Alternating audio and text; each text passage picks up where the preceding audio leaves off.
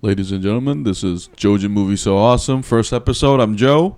I'm One Jin. We're going to talk about Peacemaker. Welcome to our first ever episode.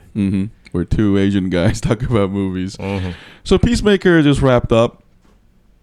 I fucking loved it. Me as well. I remember how hyped up I was after watching the first episode. Yeah. And I was thinking, will they be able to carry this all the way till the end? And I have to say that yes, they have, and they've delivered. I mean, I like the fact that they showed off the first three first. I don't know, because I felt like that was a good strategy on their part, because like just doing one, people might get confused, but I think they wanted to show the three first to give you like exactly the first impression they wanted to. And also what to expect. Crazy violence. Inappropriate jokes. Testing the limits of what you can do. Because there's a lot of gray areas here.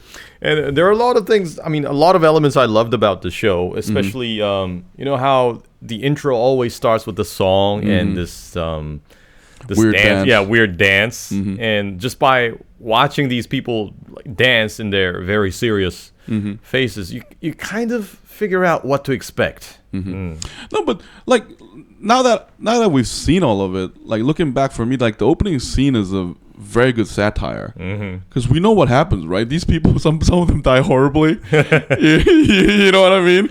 Some of them, but they're all dancing together like it's some kind of all good fun. So there's definitely a huge tongue in cheek, which runs through the whole series.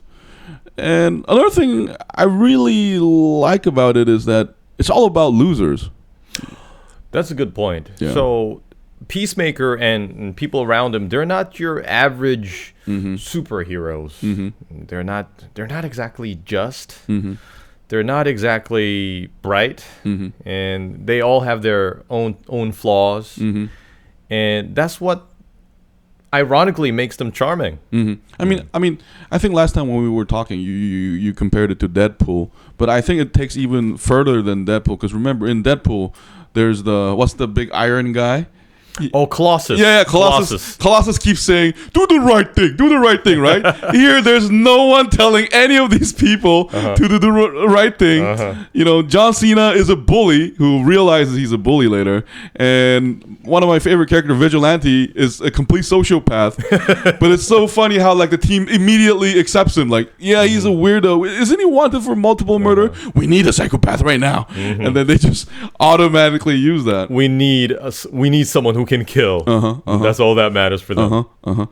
And one thing I really also loved about the show is that it can make you horrified, laugh, and cry in one episode.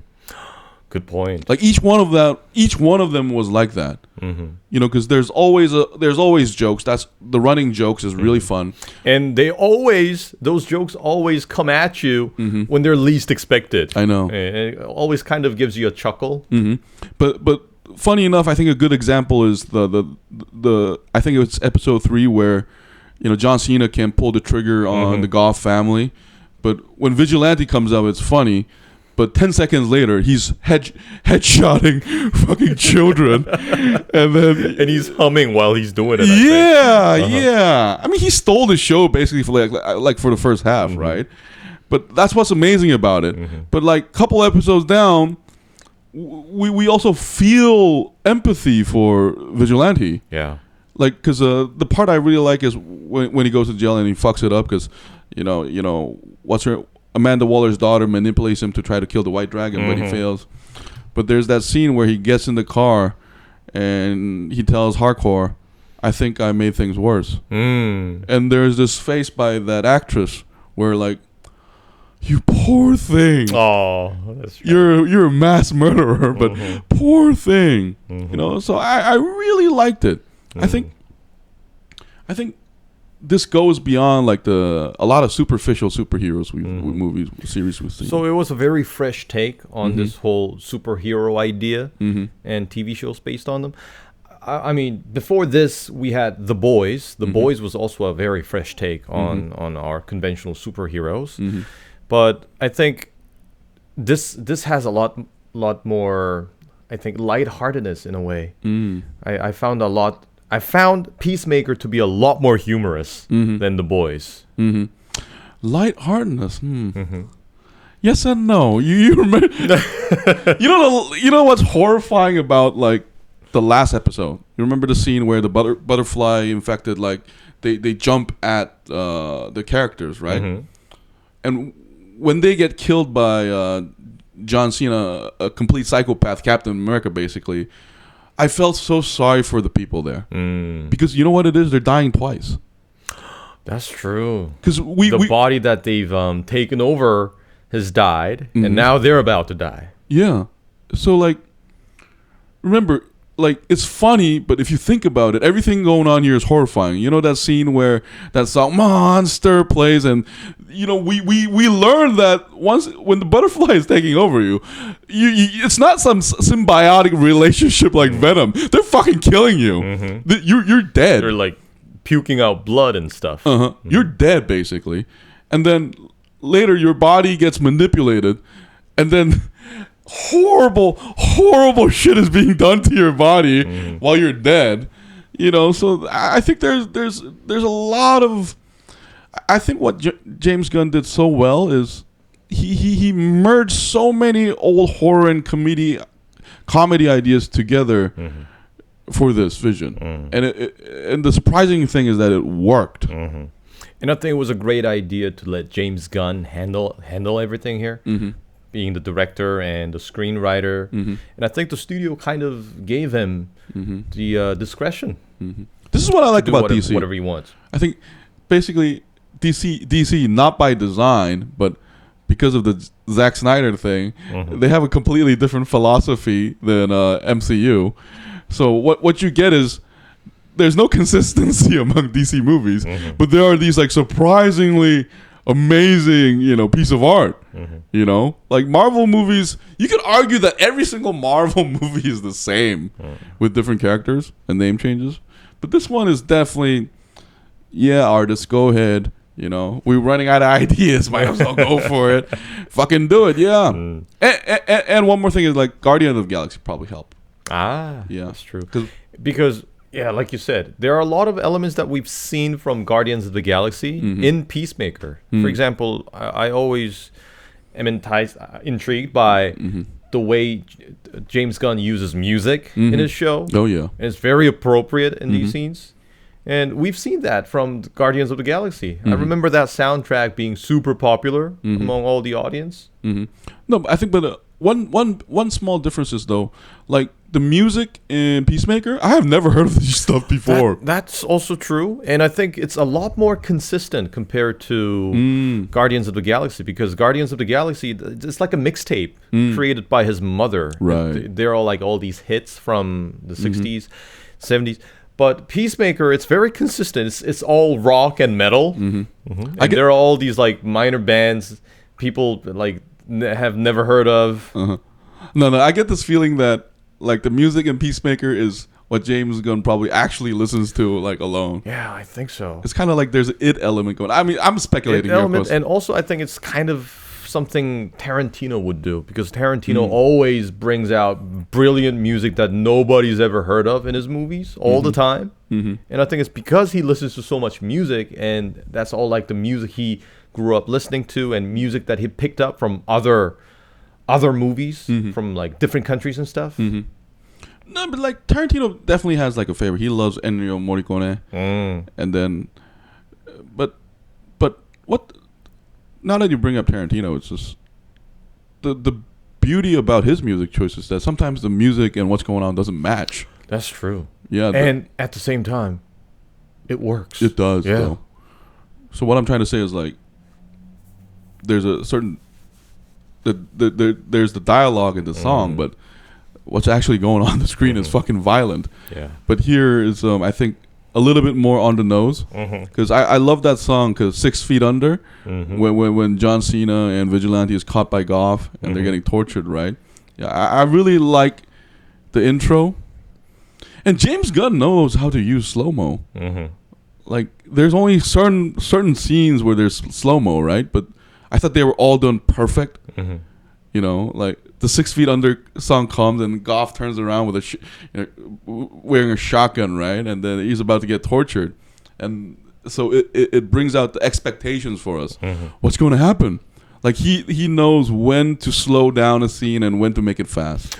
That is something I want to praise him for, because some movie makers, they sometimes Zack Snyder? Yeah. Well, I mean, I didn't want to say his name, but yes. What's wrong? Since you brought it up, yes. Yes. Sometimes they abuse slow-mo so much, it kind of exhausts you while you're watching it. I mean, it was okay in 300. It's like, oh, right, it's kind of like a music video and a movie at the same time. It looks cool. But then if you start using slow-mo for scenes that aren't really necessary, then it kind of distracts you from focusing on the movie.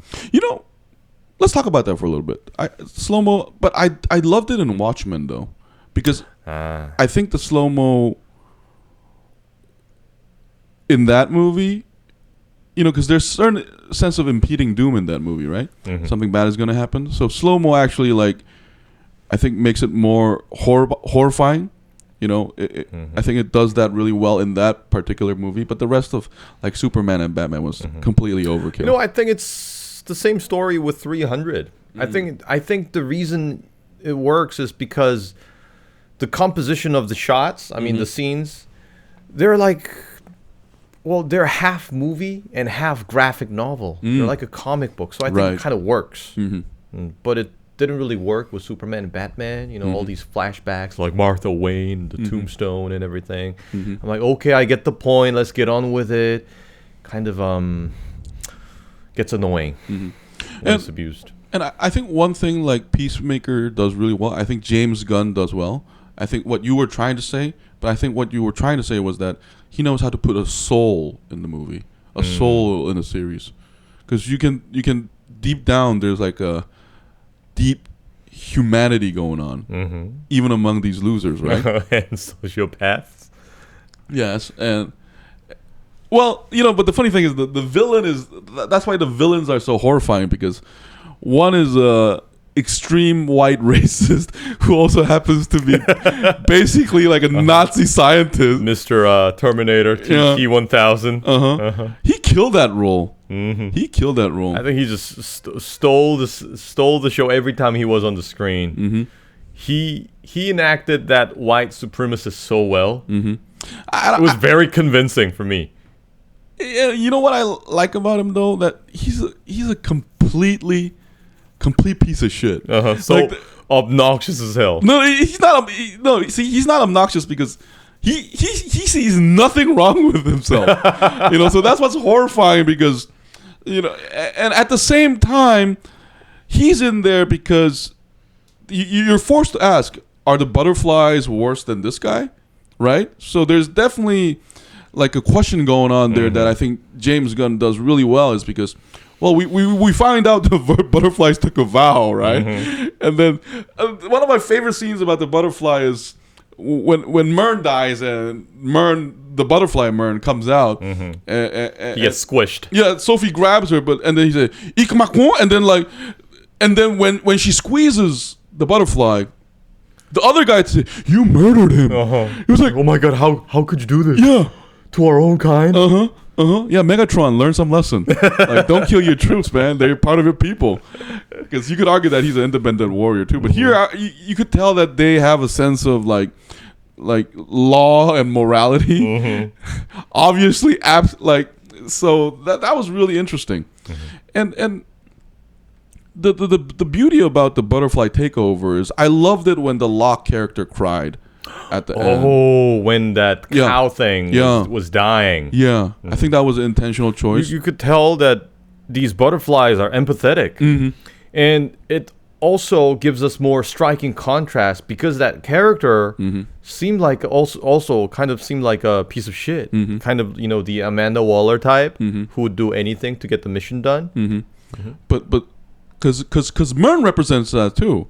Because the ironic thing is, like, this man Myrn is dead, but this new butterfly Myrn is actually a good person, or at least trying to be. And it's same for Locke, because Locke is a complete. I mean, he was fucking funny as hell, by the way. But like him crying at the end is also like, it's telling the audience, well, if there's a piece of shit, some of them maybe deserve to get butterflied. Oh, no, they're not saying it, but you can ask the question, right? You gotta remember, Charlie, the butterfly Charlie, escapes the zoo, so maybe that's freedom. Gorillas in the cage. So there's a lot of element here that worked really well, and I'm glad it's not a movie but a series too. The movie wouldn't have been able to capture all the things that we praised about, and it would have been very limited. Just like what was it, the Suicide Squad, because that's when Peacemaker, played by John Cena, was first introduced to us, and that his appearance in the movie was not enough to really tell us what Peacemaker is and who he is and what his charms are. He was just a weird dude in the movie. But in the series, when they actually took the time to have a deep dive and have the time to really articulate what kind of person he is, it made him even more charming. Yeah, because the movie version he's basically a snitch. He's a snitch among the team to Waller. Peacemaker, what a joke. Yeah. But here we get to understand like where he comes from.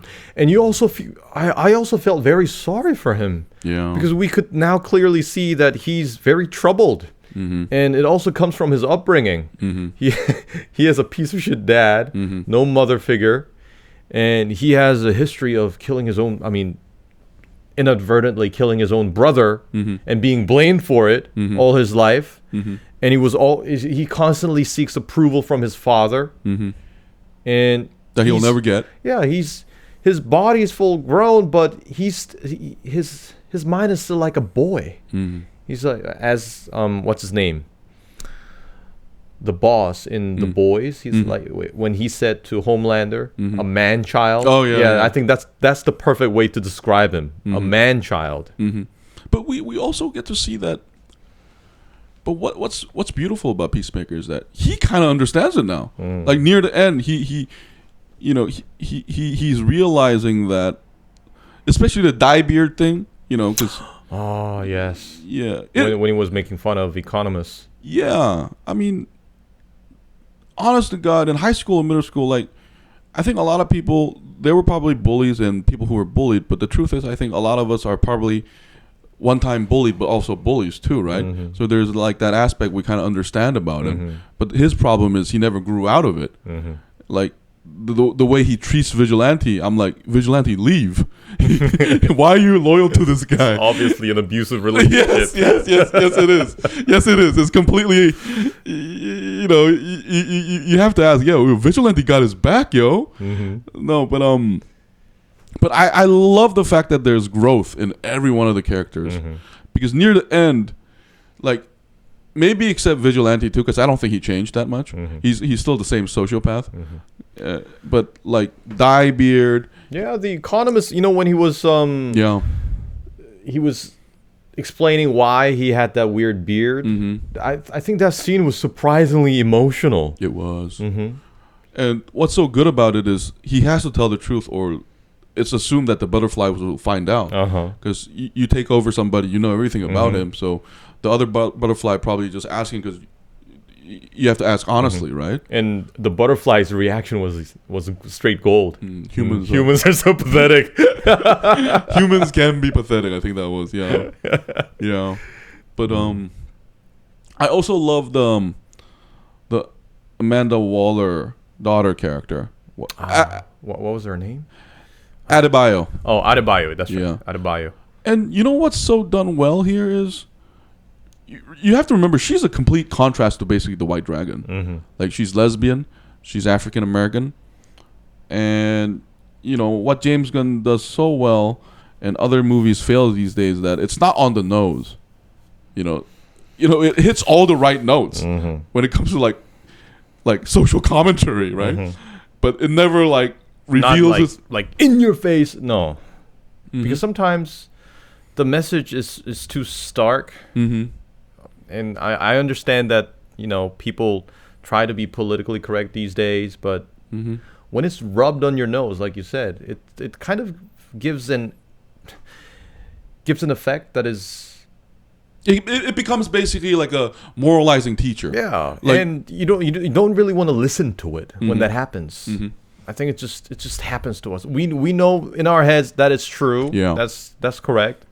But in our hearts, there's this resistance. Yeah, yeah, because it's kind like of nobody wants to be taught. Yeah, told what to do. And I loved her like back and forth with John Cena, because when they find out that she's a lesbian, they make fun of it immediately, right? I think those are like the small unexpected joys of each episode. Yeah, and they're surprisingly funny, because I think one of the reasons is they're being so childish and immature. No, but I think it's a better form of communication that way, because like nowadays I guess you can't say anything, but like I thought that was a realistic scene, because like if you're not a lesbian, you don't know anything about how fucking lesbians work, like the couple, right? What the Johnson scene like scissoring is scissoring real? I have like 40 gigs of allies in my computer. No, but like it works, because yeah, it's a little offensive, but by the end of the episode, they're friends. They know their differences.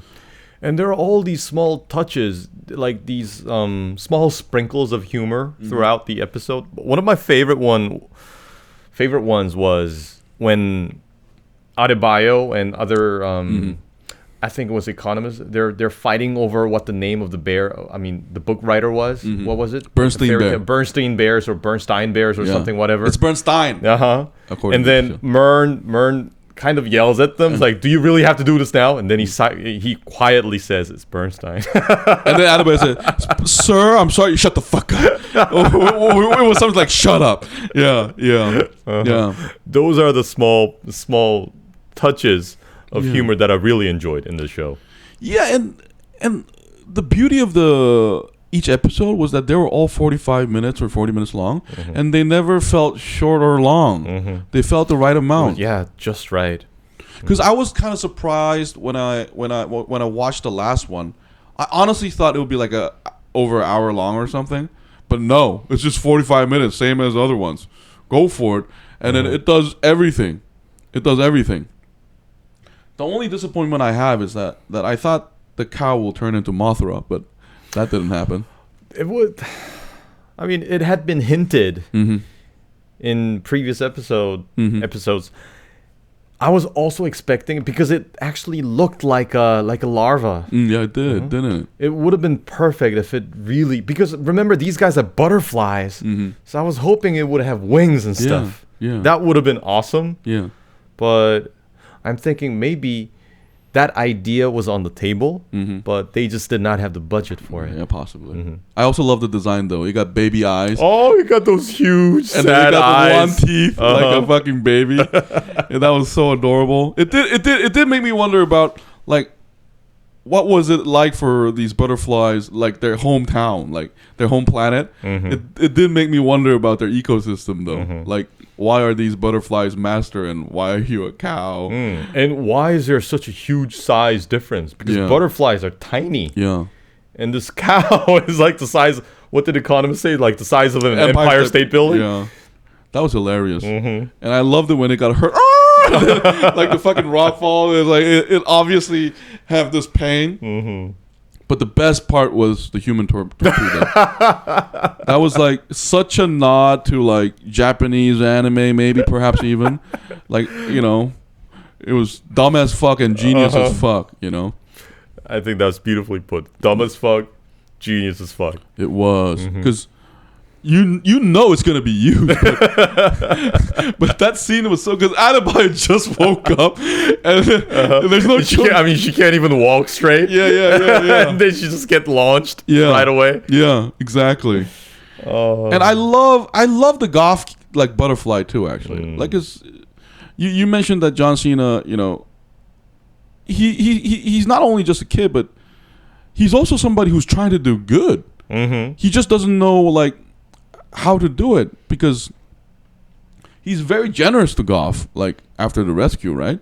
And the last scene is beautiful because, you know, Goff comes knocking in like after all is defeated, and then, you know, because she's about to die, because that's the last cow like juice left in the world, right? But they just casually watch the sunset, and that was a really beautiful moment. Like, because John Cena is like basically one of the few characters in the show that can actually transcend human relationship. You know that? Because he's the one with the eagle pet. He's the one like. That's a really good point. So he's friends with an eagle, and then he's chilling with the butterfly. Yeah, he's also friends with a sociopath. I mean, you can argue that he himself is one, but you know, if there's a range of spectrum of super sociopath and zero, like vigilante's over there, like it's like there's something going on there. But John Cena at least has like at least he has common sense. I mean, he does more than his father at least. Yeah, true. So that's actually like, so there's just so many ways to interpret the show, and there were all these. I mean, everything. It's all fun and games, but the scene when John Cena was playing that piano, in that headquarters, that was very sad. That was. I mean, he didn't even say anything. He was just playing the piano. I think he was playing Motley Crue's "Home Sweet Home." I think that was a very emotional moment as well. And I like the small details too, like not just that, but like I love the fact that Economist keeps eating chips, and Judo Master keeps eating Cheetos. Judo Master, one of the best characters there. And I also like the fact that Mern is always fixing something. You know, not always, but there's this one scene where he's like working on a printed circuit board or something. He's like a handyman or something. Yeah. Because he's the one with the bomb. And it was just wonderful. And another thing that was beautiful is you never knew what was going to happen in the next episode. That's right. Yeah. And there's also just the right amount of this shock element in each episode. I think they did this very well in the first episode when John Cena activated that helmet and the sonic boom. The sonic thing, and this lady who was jumping on him just disintegrates in midair. That was like that was a holy shit moment right there. You know what the best holy shit moment for me was? When Eagly starts ripping a guy's eyeballs out. I assume that's what he's doing. And the Vigilante's like, yo, Eagly's hardcore. Yeah, I completely forgot that it was like a bald eagle that can do horrible things to you. So there's definitely that. Damn, I mean, I can't... but before we give this so awesome or garbage grade, I mean, I love the last episode too, because it's not a happy ending, is it? Not exactly, because in the last episode we find out that, like you said, the butterflies have a vow, and they're not completely evil. They have their own rationale behind their actions, and in a way, they're trying their best to make sure that the humanity never repeats the same mistake that their race did. But we can see that goal and their dream is flushed down the toilet. Completely. And there isn't, and there's also, we can expect two running threads for season 2, because one is the fact that Task Force X is exposed now, and Amanda Waller got attacked. So I hope she has more role in the second season, because I really liked her as a villain. I like the fact that, you know, your biggest enemy is inside, and then there's that part about the dad seeing his dad's ghost, right? Like his dad just sits next to him at the last scene. Yeah, that was kind of chilling. Yeah, it was like, it's like James Gunn's way of like, oh, you thought it was gonna be happy, huh? And there's this stark, you know, scene that was really brilliantly done. God, I think that ghost is gonna like keep appearing in like the second season. So I think like Peacemaker's demons are hardly, it's still there. It's not going anywhere. I mean, the moment he shot his father, we kind of expect that to happen. He's not going to be free from this. And it's not just that; it's what his father says before he gets shot, right? Oh, that's right. Yeah, it's like, you will never blah blah blah. Yeah, yeah. I'll always be in your head. And then it turns out it's true. You know what a fucking. But you know that's very scary. I hate to say this, but like it was a really dramatic moment. Well done. You know, because he cries. And then this is James Gunn dialogue. And then Vigilante says, "Why are you doing your facial exercise?" you know. And I think Economist corrects him. Yeah, asshole. He's crying. He's mourning. Yeah, he shot his father. Oh, anyway, what a ride. What a ride. The best show I've seen this year. So. And I hope that this will pave the way for more future rated how can R. I say, R-rated TV shows involving these superheroes, because now we have the market for this.